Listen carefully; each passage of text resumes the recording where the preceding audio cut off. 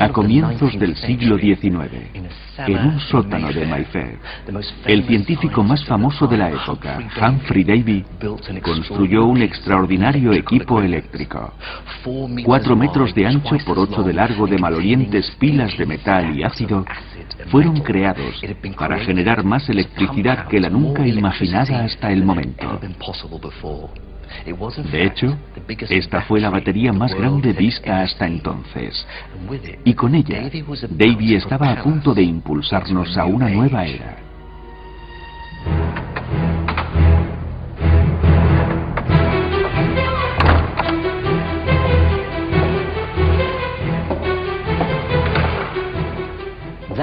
Aquello tuvo lugar durante una clase en la Royal Institution, frente a cientos de los grandes de Londres. Llenos de expectación, pronto llenaron todos los asientos, esperando presenciar una nueva y emocionante maravilla eléctrica. Pero lo que verían aquella noche sería algo realmente único, algo que recordarían durante el resto de sus vidas.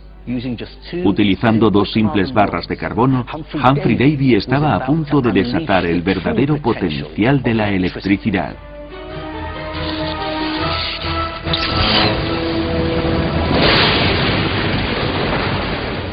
La electricidad es una de las fuerzas más imponentes de la naturaleza, y su manifestación más potente es el rayo. Esta es la historia de cómo el ser humano empezó a soñar con controlar esta fuerza de la naturaleza tan elemental para finalmente convertirse en su amo y señor.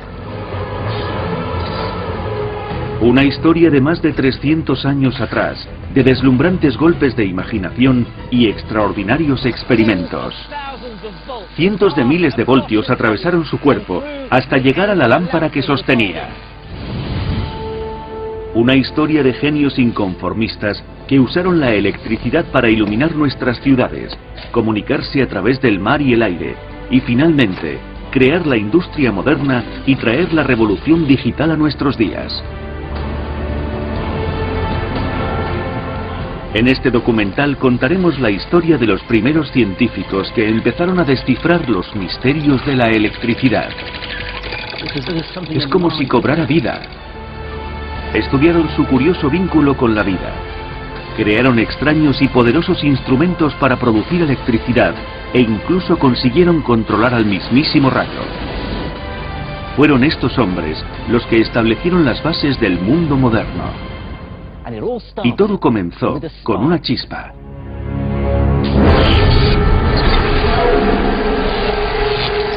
La historia de la electricidad. La chispa.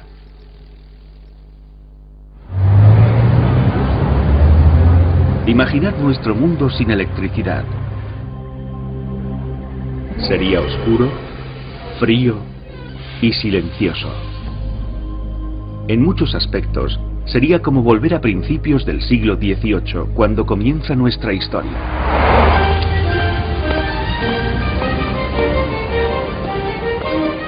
Esta es la Royal Society de Londres.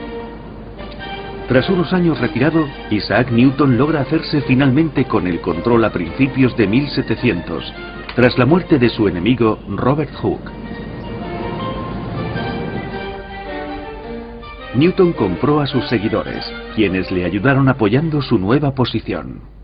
El nuevo director de experimentos por aquellas fechas era Francis Hawkesbury, de 35 años. Existen anotaciones de la Royal Institution de 1705 que revelan cómo Hawkesbury intentó dejar huella de su personalidad en las reuniones semanales, realizando experimentos cada vez más espectaculares para impresionar a sus maestros. En noviembre presentó este artefacto, la esfera de cristal giratoria. Consiguió extraer el aire de su interior utilizando una nueva máquina, la bomba de aire. Su máquina tenía una manivela que le permitía girar la esfera. Una a una, las velas de la habitación se iban apagando. Y Francis colocó su mano sobre la esfera. Los asistentes estaban a punto de presenciar algo impresionante.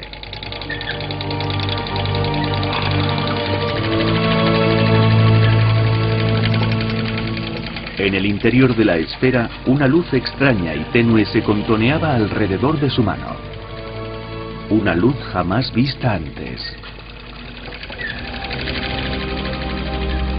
Es fantástico. Ese resplandor azul que se está formando alrededor de mi mano y gira en torno a la bola, parece cobrar vida.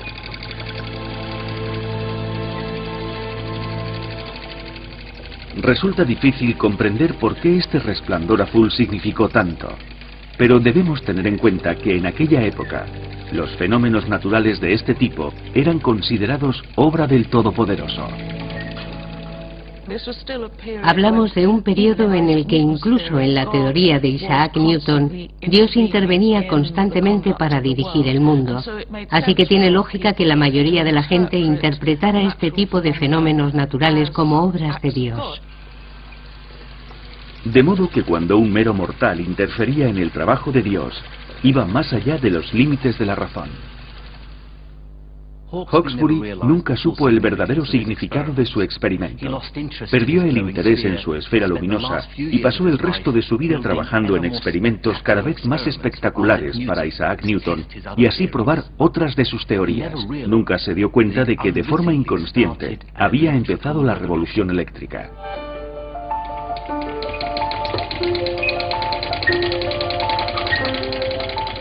Antes de Hawkesbury, la electricidad era mera curiosidad. Los antiguos griegos solían frotar el ámbar, al cual llamaban electrón, para producir pequeños choques eléctricos. E incluso la reina Isabel I se maravillaba con el poder de la electricidad estática con el que se hacían levitar plumas de ave. Pero ahora la máquina de Hawkesbury podría producir electricidad girando una manivela. Una electricidad que podía verse. Y por si fuera poco, su invento coincidió con el nacimiento de un nuevo movimiento que se extendía por toda Europa, conocido como la Ilustración o Siglo de las Luces. Los iluminados utilizaron la razón para cuestionar el mundo y su legado era la política radical, el arte iconoclástico y la filosofía natural o ciencia.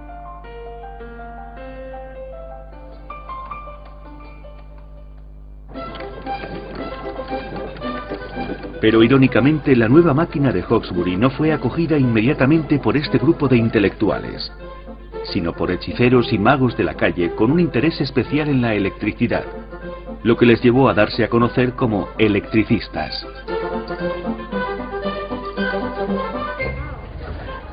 Narra la historia que en una cena a la que asistió el conde de Austria, un electricista colocó varias plumas sobre la mesa y cargó una barra de cristal con un pañuelo de seda, dejando perplejo a los invitados cuando las plumas se elevaron al aproximar la barra.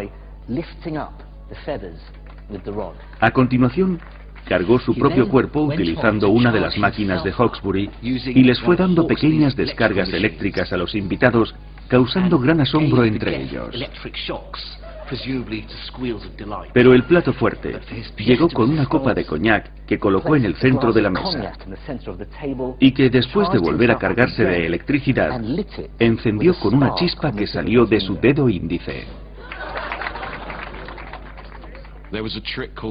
Había un truco llamado la beatificación eléctrica, en el que la víctima se sentaba en una silla aislante y se le colocaba una corona de metal sobre su cabeza. Al cargar la corona de electricidad se producía una descarga eléctrica en torno a la misma con cierto aspecto real. Por ello se denominó la beatificación eléctrica. A medida que Inglaterra y el resto de Europa enloquecía por la electricidad, los espectáculos se hacían más grandes, y los electricistas más curiosos empezaron a formularse preguntas más profundas. Así pasaron de preguntarse cómo hacer espectáculos más grandes y mejores, para plantearse si podrían llegar a controlar este impresionante poder. Llegaban incluso a plantearse utilizar este fuego eléctrico para algo más que para entretener.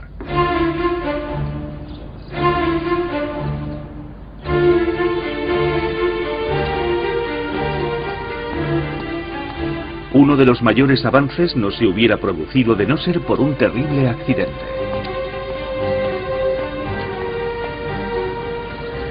Estamos en Charterhouse, en el centro de Londres. Durante los últimos 400 años, este lugar ha servido de casa de acogida para niños huérfanos y ancianos. Y en un momento de 1720, también acogió a Stephen Gray.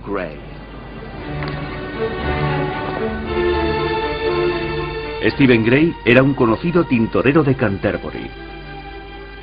Observar las chispas eléctricas que saltaban de la seda era algo que le fascinaba.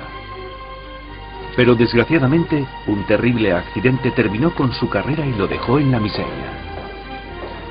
Fue entonces cuando le ofrecieron una nueva vida en Charterhouse, donde podría llevar a cabo sus experimentos eléctricos.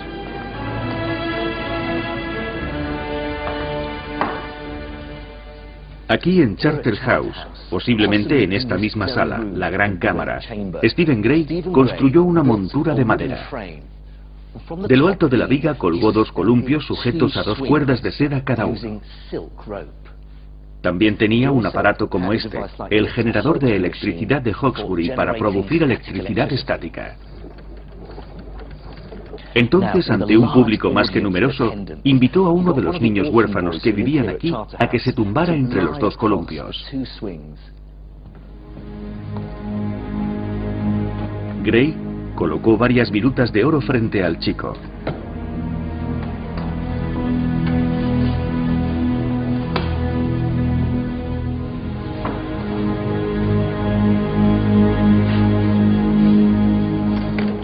Entonces, generó electricidad para cargarlo con una biela.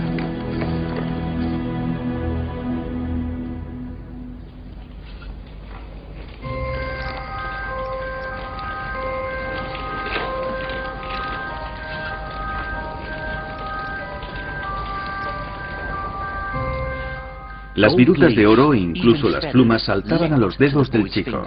Algunos de los que presenciaron aquello aseguraron ver chispas que salían disparadas de la punta de sus dedos. Todo un espectáculo.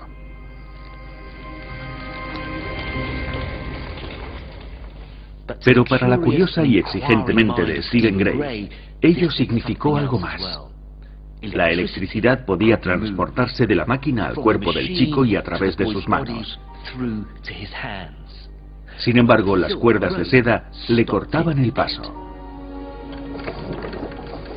Aquello significaba que el misterioso fluido eléctrico podía fluir a través de algunas cosas, pero no a través de otras.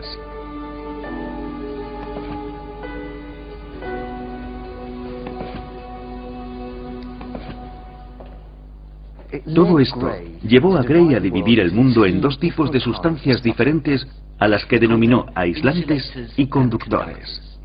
Los aislantes mantenían la carga eléctrica y no dejaban que se moviera, como la seda, el pelo, el cristal y la resina, mientras que los conductores permitían que la electricidad fluyera a través de ellos, como el cuerpo de aquel chico y los metales. Esta distinción sigue siendo de gran importancia en la actualidad. Pensemos en estas torres de alta tensión. Siguen funcionando en base al mismo principio que Gray utilizó hace casi 300 años. Los cables son conductores. Las piezas de vidrio y cerámica que hay entre los cables y el metal de la torre son aislantes. De esta forma, se evita que la electricidad se escape de los cables a través de la torre y llegue al suelo. Son como las cuerdas de seda del experimento de Gray.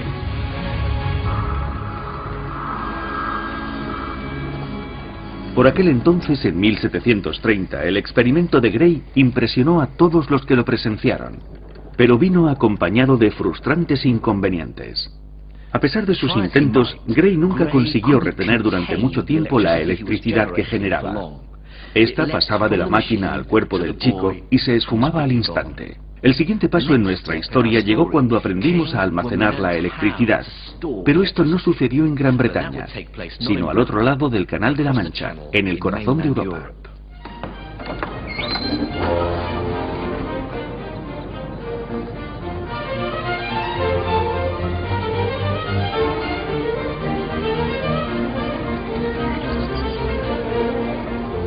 Al otro lado del canal, los electricistas trabajaban con la electricidad como sus homólogos británicos, y de hecho allí había un centro destinado a la investigación de la electricidad en Leiden, Holanda.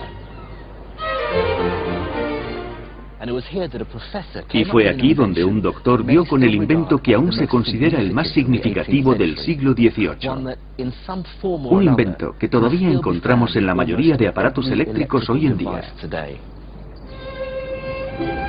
Aquel doctor era Pieter van Musschenbroek, quien, a diferencia de Gray, se formó desde muy joven.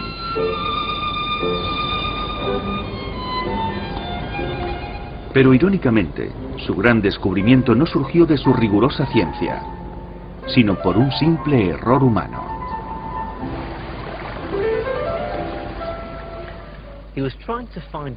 A medida que intentaba encontrar un modo de almacenar la carga eléctrica para tenerla lista para sus experimentos, casi podía oírse un hilo de pensamientos. Si la electricidad es un fluido que fluye de una forma parecida a la del agua, es posible que ésta se pueda almacenar como se almacenan los líquidos.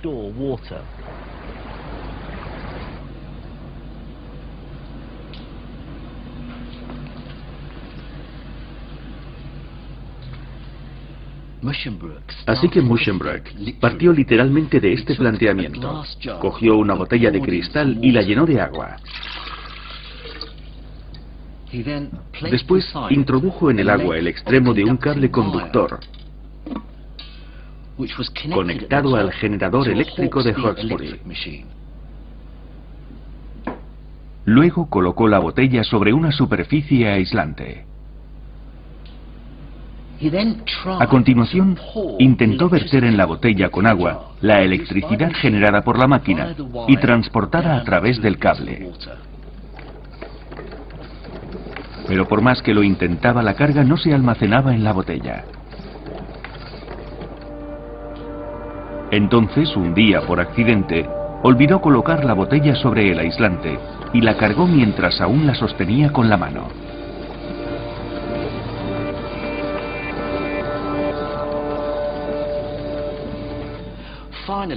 Finalmente, sujetando la jarra con una de sus manos, tocó la tapa con la otra y recibió tal golpe eléctrico que casi lo revuelca por el suelo. Musschenbroek escribió: "Este es un nuevo y terrible experimento que os aconsejo que nunca intentéis, pues juro por el reino de Francia que yo no lo repetiría, ya que si he sobrevivido a él ha sido por la gracia de Dios. Así que seguiré su consejo y sin tocar la tapa intentaré conseguir una chispa".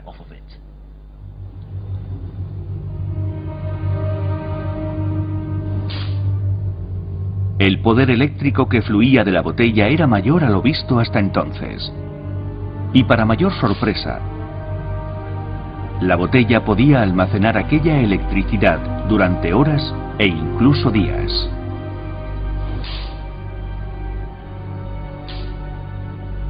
De modo que, en honor a la ciudad de Leiden, donde Musschenbroek realizó su descubrimiento, este pasó a llamarse Botella de Leiden. Y su fama pronto se extendió por todo el mundo. En muy poco tiempo, entre el 1745 y el fin de la década, el nombre de Botella de Leiden se globalizó. Se extendió desde Japón al este de Asia, de Filadelfia al este de América. Se convirtió en uno de los elementos científicos que menos tardó en globalizarse.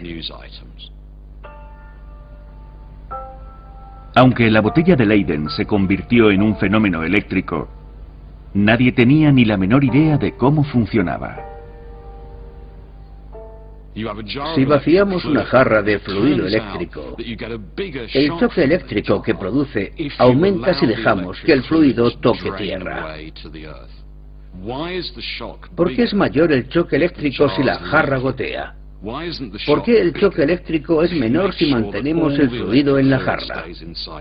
Este fue el reto al que se enfrentaron los filósofos eléctricos de mediados del siglo XVIII. La electricidad era sin duda una maravilla fantástica. Producía chasquidos y chispas, y ahora podía almacenarse y ser transportada. No obstante, ¿qué era la electricidad? Cómo funcionaba y por qué podía hacer todas estas cosas era todavía un absoluto misterio.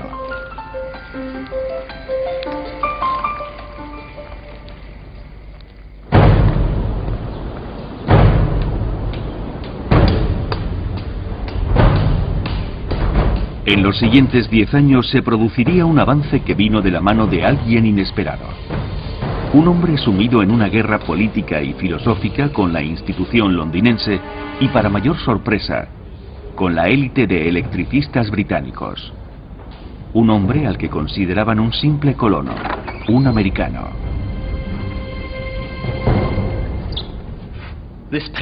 Este es el cuadro de Benjamin Franklin. Lo podemos encontrar aquí en la Royal Society de Londres.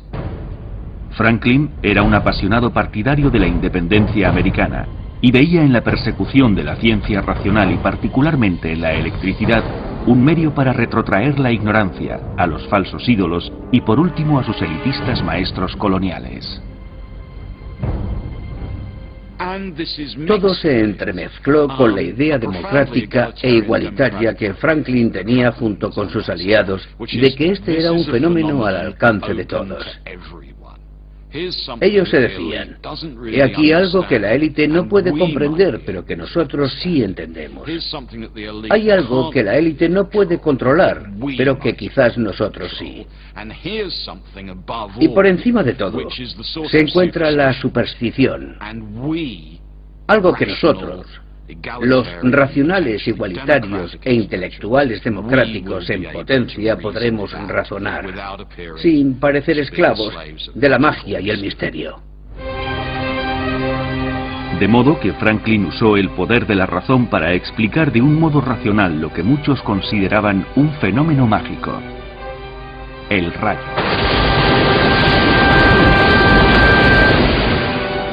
Esta es probablemente una de las imágenes científicas más famosas del siglo XVIII. En ella se muestra a Benjamin Franklin, el heroico científico, volando una cometa en medio de una tormenta, demostrando que los rayos son electricidad. Aunque es muy probable que este fuera el experimento más significativo de Franklin, la propuesta del científico nunca se llegó a llevar a cabo.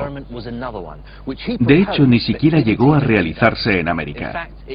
Sucedió aquí, en una pequeña villa del norte de París llamada Marly-la-Ville.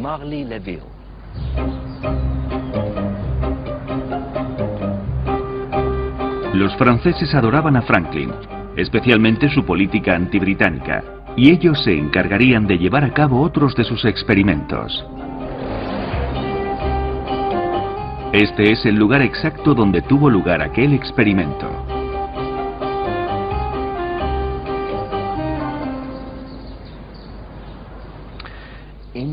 En mayo de 1752, Georges Louis Leclerc, conocido en Francia como el Conde de Buffon, y su amigo Thomas François d'Alibard erigieron un poste metálico de 12 metros de altura, más del doble de grande que este, que se levantaba sobre un trípode de madera frente a la casa de d'Alibard en Marly-la-Ville. El poste de metal descansaba sobre el interior de una botella de vino vacía. La genial idea de Franklin era que el gran poste de metal capturaría el rayo y lo conduciría a través de la barra metálica, almacenándolo en la botella de vino que había en la base y que cumplía la función de botella de Leyden. Así podría confirmar lo que el rayo era en realidad. Todo cuanto tenían que hacer sus seguidores era esperar a que se produjera la tormenta. Y entonces, el 23 de mayo, el cielo se abrió. A las 12:20 un trueno causó un fuerte estruendo cuando el rayo golpeó el poste. Uno de sus ayudantes corrió hacia la botella y en ese momento una chispa saltó del metal hasta su dedo, causando un chasquido y quemando su mano. La chispa reveló que era el rayo en realidad, algo semejante a la electricidad creada por los hombres. Cuesta sobreestimar la importancia de este momento. La naturaleza había sido dominada, y no solo eso, sino que el ser humano se había apoderado de la varita mágica de Dios. Fue como una especie de herejía. El experimento de Franklin fue muy importante, ya que probó que las tormentas de rayos producen o son producidas por la electricidad y que es posible traer a la Tierra. Es una fuerza de la naturaleza que está ahí esperando a que la atrapemos. Entonces, Franklin concentró su mente racional en otra cuestión. ¿Por qué la botella de Leyden producía más chispas cuando estaba en contacto con la mano? ¿Por qué la electricidad no se escapaba? Y basándose en su experiencia como hombre de negocios, pudo ver algo que los demás no. Al igual que el dinero que está depositado en un banco, la electricidad puede estar a crédito, lo que él denominó positiva, o a débito, negativa. Para él, el problema de la botella de Leyden era comparable a la economía de un país. La idea de Franklin se basaba en que todos los cuerpos están envueltos de una atmósfera eléctrica y que por lo tanto existe una cantidad de fluido eléctrico que rodea todos los cuerpos. Si posee mucho fluido, este se denomina positivo. Si por el contrario posee poco, este se llama negativo. Y la naturaleza está organizada de forma que los positivos y los negativos tienden a equilibrarse como lo hace la economía ideal americana. Franklin comprendió que la electricidad era en realidad carga positiva que fluía contrarrestando la carga negativa, y creía que algo tan simple como esto podía resolver el misterio de la botella de Leyden.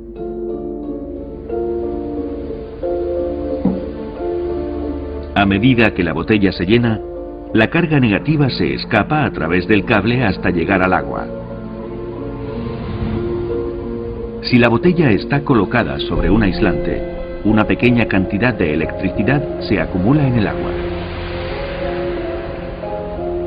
Sin embargo, si alguien sostiene la botella mientras ésta se carga, la carga eléctrica positiva es absorbida por el suelo a través de su cuerpo en el exterior de la botella, intentando equilibrar la carga negativa. Pero el cristal, al ser aislante, impide que las cargas positiva y negativa se equilibren, haciendo que la carga aumente a ambos lados. Al tocar el extremo superior de la botella con la otra mano, el circuito se completa, permitiendo que la carga negativa del interior circule a través de la mano y equilibrando así la carga positiva en el exterior.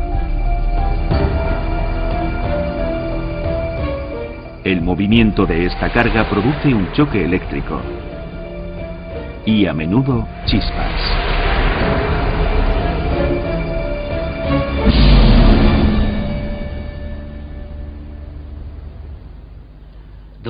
El equivalente moderno de la botella de Leyden es este, el condensador, y es uno de los componentes electrónicos más comunes. Lo encontramos en todas partes, y esta placa base tiene varios de ellos. El condensador ayuda a regular los picos de electricidad, protegiendo a los componentes sensibles incluso de los circuitos eléctricos más modernos.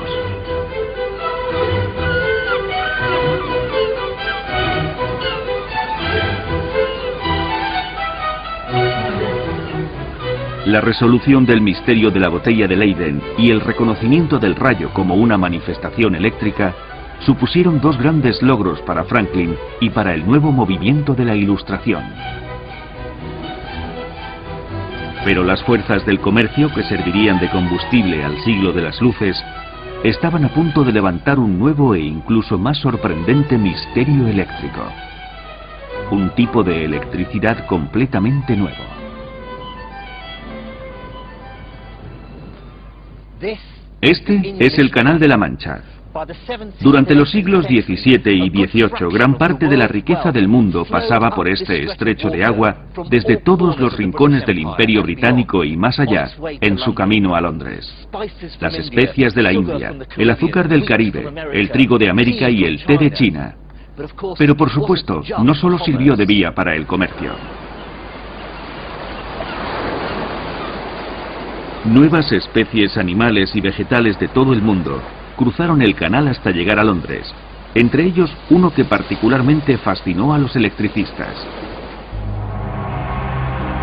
el pez torpedo, el cual aparecía a menudo en las historias de los pescadores. Se decía que su aguijón era capaz de tumbar a un hombre.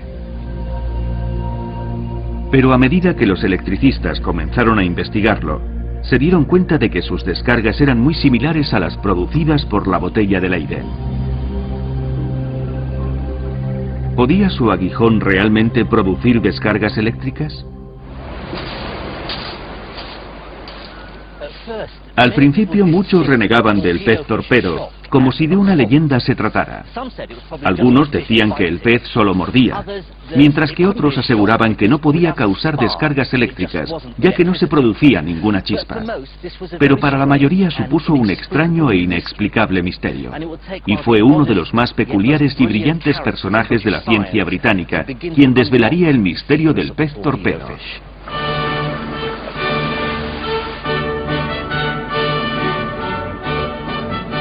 Este es el único dibujo que existe del excepcional, aunque patológicamente tímido científico Henry Cavendish. Su existencia se debe a que un artista hizo un boceto de su abrigo cuando estaba colgado en una percha, para luego dibujar su rostro.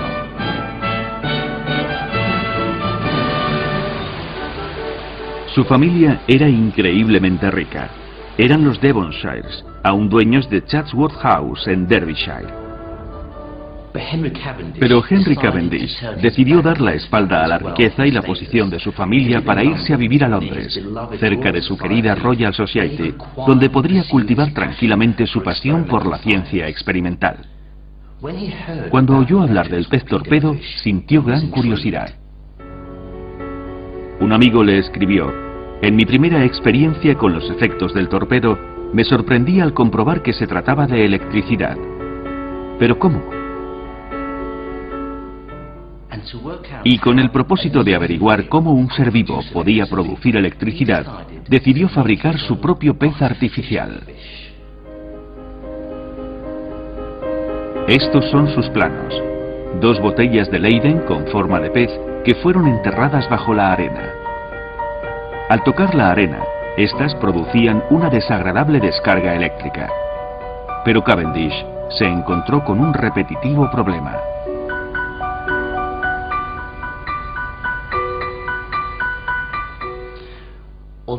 Aunque tanto el verdadero pez torpedo como el pez artificial de Cavendish producían choques eléctricos considerables, el pez verdadero nunca producía chispas. Cavendish estaba perplejo. ¿Cómo podía tratarse del mismo tipo de electricidad si se comportaba de forma diferente? Cavendish se pasó el invierno de 1773 en su laboratorio tratando de encontrar la respuesta, hasta que con la llegada de la primavera tuvo una genial idea. La ingeniosa respuesta de Cavendish apuntaba a una sutil diferencia entre la cantidad de electricidad y su intensidad. El pez real producía el mismo tipo de electricidad, pero su intensidad era menor. Para un físico como yo, aquello marcó un punto decisivo, puesto que supuso un momento en el que brotaron 2 genuinas teorías científicas. A lo que Cavendish llamó cantidad de electricidad, es lo que hoy en día conocemos como carga eléctrica, y su intensidad es lo que se conoce como diferencia de potencial o voltaje. De modo que el choque producido por la botella de Leyden tenía un voltaje alto pero una carga baja, mientras que el pez torpedo tenía un voltaje bajo y una carga alta, y eso es algo que se puede medir.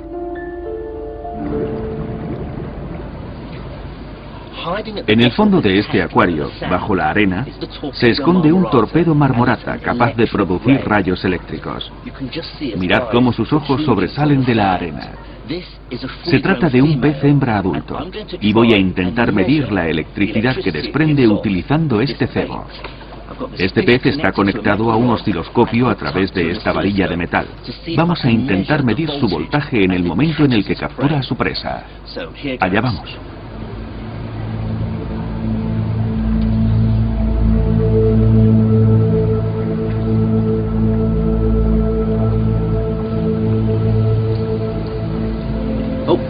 Ahí va una.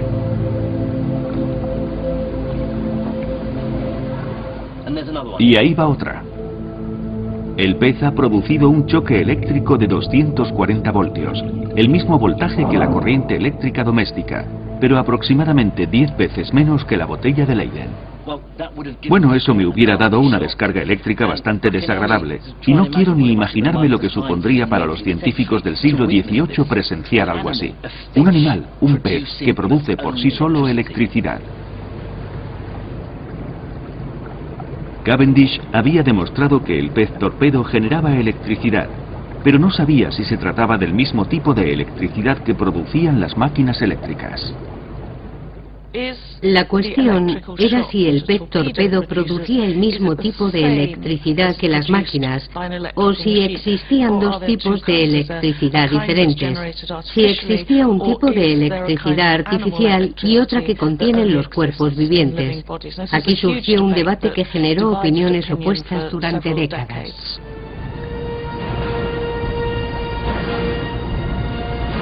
Y de este amargo debate surgió un nuevo descubrimiento. El descubrimiento de que la electricidad no necesita manifestarse mediante un golpe de corriente ni producir chispas, sino que puede ser continua. Y la generación de electricidad continua nos impulsaría finalmente hacia la era moderna.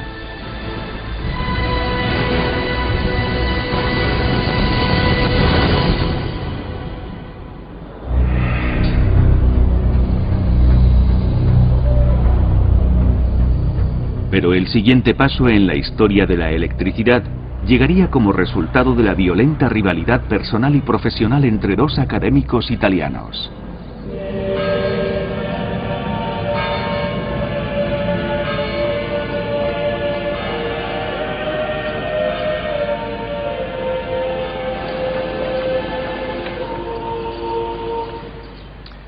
Esta es la Universidad de Bolonia, una de las más antiguas de Europa.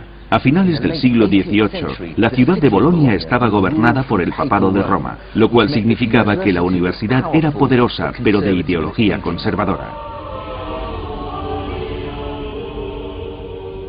Una universidad sumida en la tradición cristiana, en la que Dios gobernaba la tierra desde el cielo. Pero el modo en que la gobernaba era un enigma para los simples mortales. No habían nacido para comprenderlo, sino para servirle. Y una de las figuras más brillantes de esta universidad era el anatomista Luigi Aloisio Galvani. Pero en una ciudad vecina, un electricista rival estaba a punto de ponerle a prueba.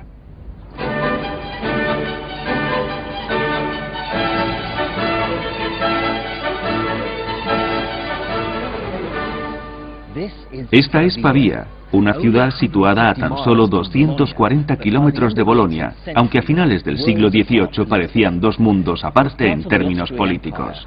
Pavía formaba parte del Imperio Austríaco, que la situó en el corazón de Europa en el siglo de las luces. De pensamiento liberal, política radical y obsesión por la nueva ciencia de la electricidad, fue la tierra que vio nacer a Alessandro Volta.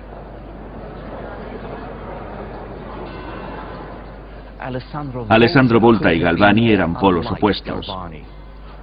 Procedente de la antigua familia de los Lombardi, Volta era joven, arrogante, carismático y un auténtico mujeriego amante de la controversia. Al contrario que Galvani, Volta presumía de sus experimentos ante las multitudes en entornos internacionales.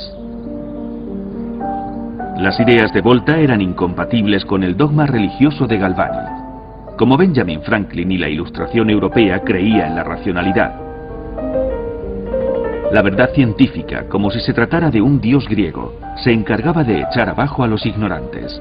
La superstición era el enemigo, la razón el futuro. Estos dos hombres vivían por y para la electricidad, y ambos siguieron distintos caminos para observar el mundo en el que se desarrollaba.